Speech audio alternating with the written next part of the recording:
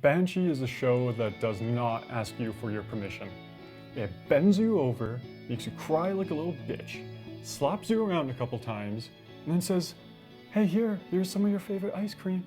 Yeah, you love that ice cream, don't you? And the ice cream's so good. And you just want more of that ice cream, and you just beg for one or two more little scoops of that, and you get exactly that. But you know it's gonna fuck you for it. And it fucks you hard.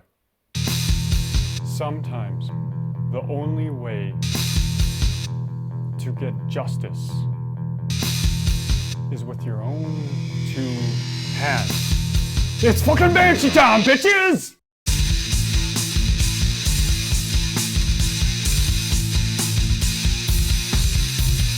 Alright there, guys and gals. If you hated that cheesy fucking intro, then go ahead and punch that like button. So if you couldn't tell, today I'm reviewing Banshee. I'm by myself here today because Sam did not finish watching the show yet. Actually, I don't think he even watched one episode of it. But anyways, before we get into my deeper thoughts on the plot and the progression and the characters and the cinematics of this show, I just want to state 5 things about this show that I really liked. The locations in this show, the environmental storytelling and its characters, its villains and writing in this show is amazing. This is crime noir at its best. Haven't seen anything better in that genre. In terms of artistic vision, cinematography, and writing, this show, in my opinion, comes closest to Breaking Bad. And I know they're 2 completely separate fucking shows, but both, for their respective genres, I think are top tier with very few low points in the entire series. Banshee is definitely a masterpiece. The fighting choreography in this show is bar none some of, if not the best fighting choreography that I've seen in any show, let alone probably film out there.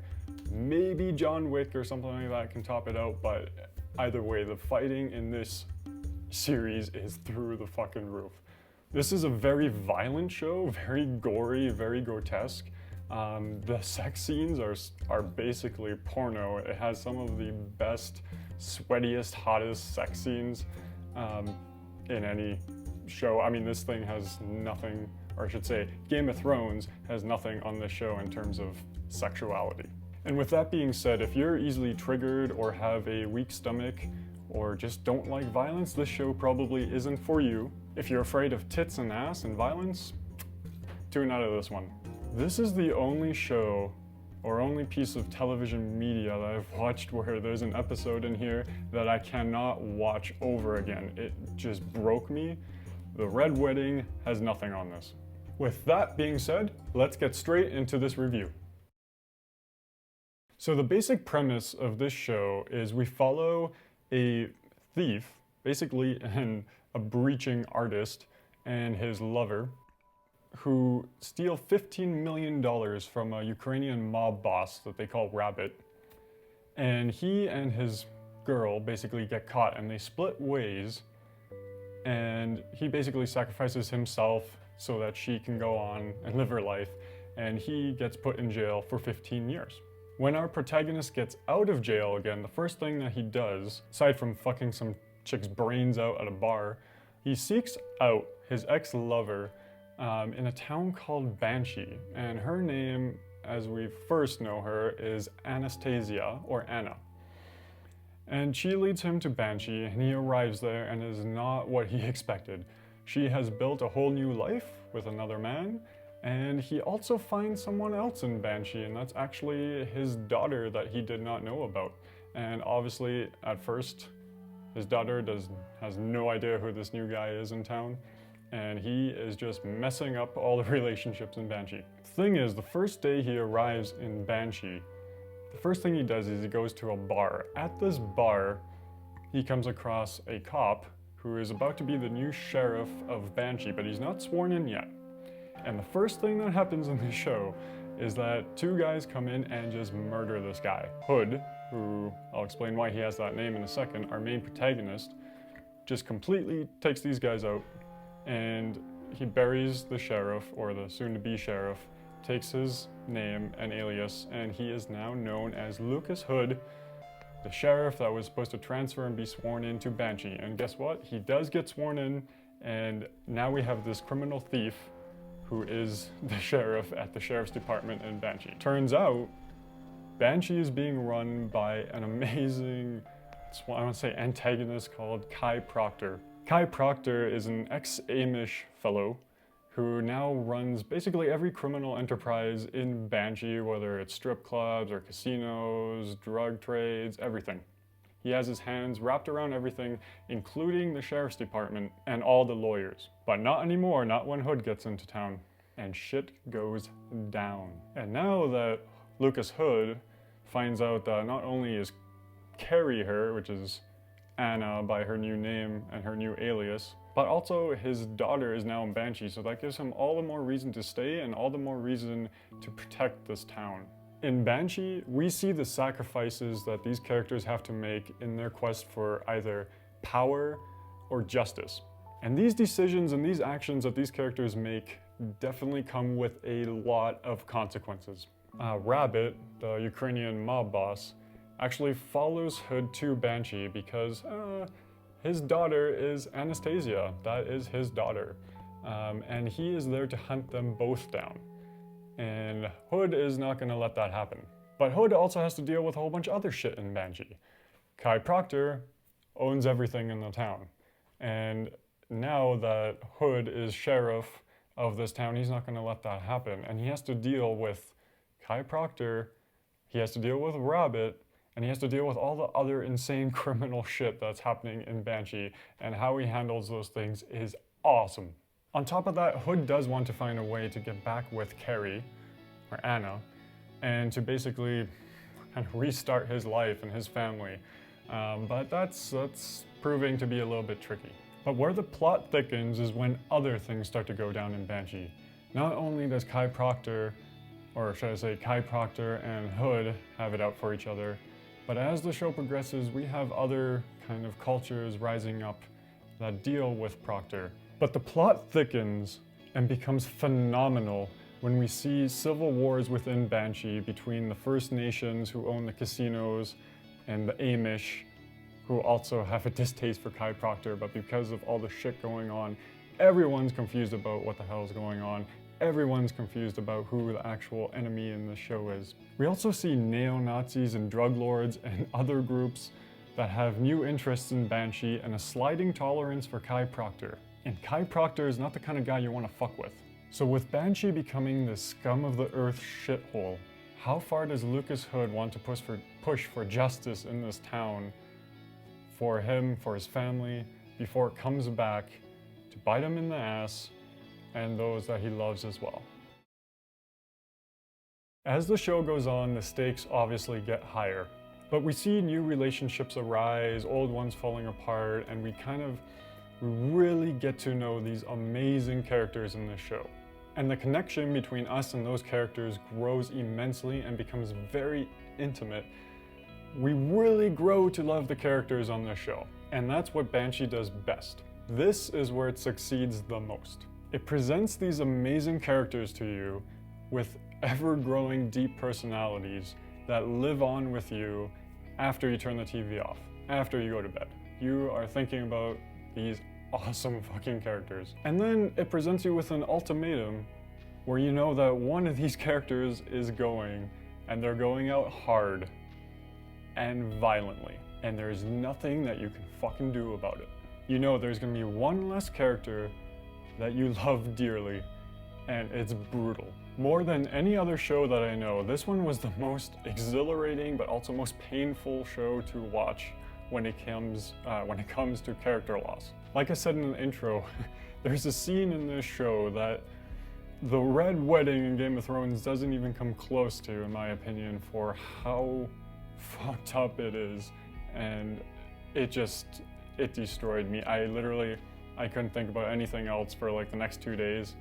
It completely fucking rolled me over like a bulldozer, and I cannot watch that scene again even if I were to rewatch it. It's just too heartbreaking. It wasn't even particularly violent or disturbing, but it just brought out pure rage and heartbreak and sadness at the same time, and it really turns you into a fucking animal where you want to see these characters that deserve to die in the most painful ways possible. And then what the show does is it presents you with that action happening, and you get what you want. But right before you get what you want, you actually somehow feel bad for those characters again. And it's just this emotional roller coaster ride of just, I don't know, it just messes with your mind completely. It's awesome. And that emotional roller coaster is only possible because of the awesome character development and writing that this show has. Without that, it would be a lot less, but it is so spot on. It brings these characters and these scenes to life, and they stick in your head long after you're finished watching. So the show's got phenomenal characters, great writing, excellent writing. But what about its pacing? Pacing is fucking awesome. This show is like a high-speed fucking car with tampered brake lines that cannot stop and just keeps plummeting forward. And it's like that literally from season 1 to 3. I'll put it this way, there are very few moments in this show where it slows down, and even those moments are really, really well done. The only thing I'll say about this is the final season, season 4, was cut short. Usually the seasons have 10 episodes, final season had 8. And it felt like when it hit season 4, that car literally just smashed into a wall and came to a dead stop. And it was actually a nice change of pace and a nice change for Banshee to have a slow building arc. My only problem with its arc was that in the final season, I think it was because it was just cut short by 2 episodes, but they focused on some arcs a little more than I wanted them to, and they left other arcs a little bit like short change, where we still got a really, really good payoff at the end.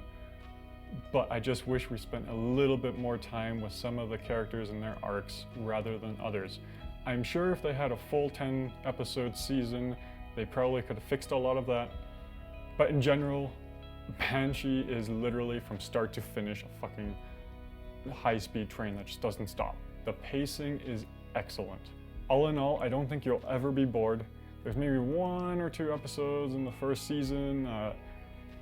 For Banshee felt a little slow. For any other show, they would be exhilarating, but for Banshee, slow down a bit. But in general, yeah, you will not be bored. This is binge-worthy at its finest. If you start watching, you're done the first 3 episodes, you're just gonna keep wanting to watch the rest, and you'll be on season 2, and you'll be on season 3, and then when 4 actually officially comes out, you'll be binging that too.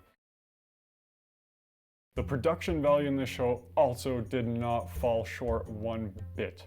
Every bit of blood and guts, every sweaty fucking sexual angle in every exhilarating sex scene in this show, everything was done, every set piece had just not only crazy cinematography, but a great mix of practical, mostly practical effects with some very well-placed CGI that just, I don't know, this show definitely felt like an HBO show, which it is by Cinemax, which is like, as far as I understand, a sister company of HBO that they own. Anyways, I have no complaints with the production value on this, but let's talk a little bit about the music.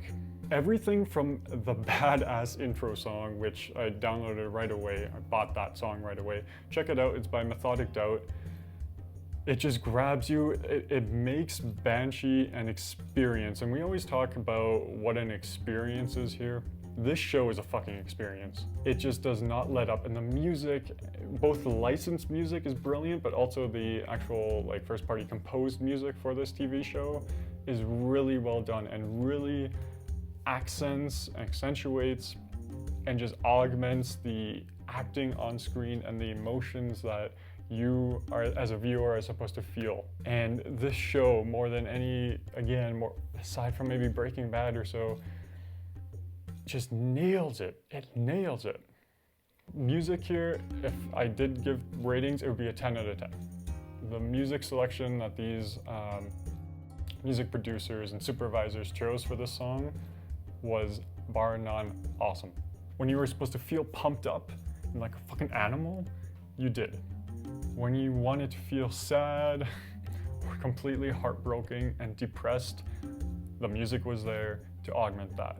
Or The lack of music was there to make that scene that much more intense, and they really knew what they were doing. And again, I just gotta mention the cinematography in this show and the camera work is so well executed.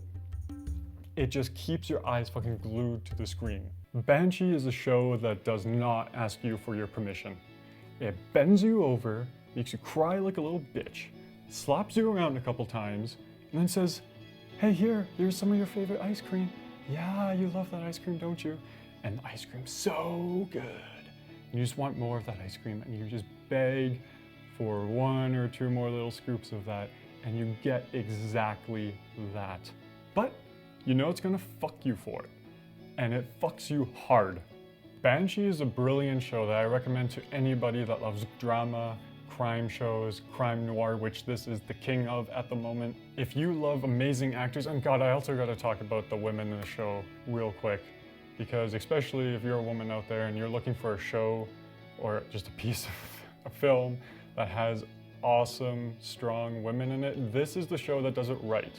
This is the show that does it rationally. Every fight scene in this show is done, whether it's man on man, woman on man, woman on woman, everything is executed perfectly and in a way that is believable. Women fight like women would. They use strengths that women would have, and men use strengths that men would have.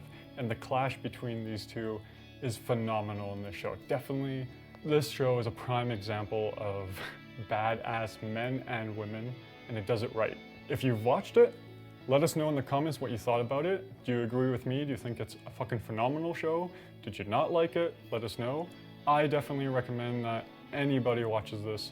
Maybe not anybody, again, if you're easily triggered or lighthearted, maybe not the show for you. But if you love that crime and that drama and that action, this is for you. If you liked the review, give us a like. If you want to stick around, go ahead, subscribe to our channel. We're going to be doing more TV show reviews, film reviews. We've got game reviews going on. Everything's going to get a little bit better and better as we get more comfortable with this, but we hope you stick around. And yeah, stay frosty.